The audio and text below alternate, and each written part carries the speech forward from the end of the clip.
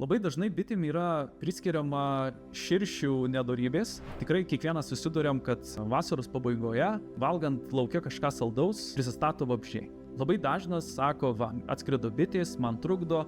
Tai čia yra klaidingas iš tiesų nusistatymas, įsivaizdavimas. Jos yra labai panašios bitės su širšim, tiesiog bites tokie vaisiai nedomina, tai dažnai žmonės labai sumaišo. Bitės tuo ir išsiskiria, kad žmogaus gyvenimas jom nelabai įdomus, jos gyvena savo gyvenimą, jos yra pajėgios visą jom reikalingą maistą įsinešti pačios. Vienintelis signalas, kurį tikrai pamatysit, kad labiau bitės lanko jūsų vaismedžius, labiau lanko jūsų gėles, tai tikrai galite laikyti, net nepastebėti, kad bitės yra. Avilio statymo vietą galima rasti beveik bet kurioje vietoje, bet kuriam sklype.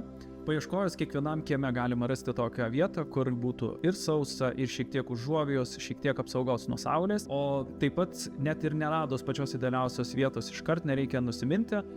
Tikrai po sezono galima avilį panešti į vieną ar kitą vietą ir jūs per keletą metų rasit pačią idealiausią vietą.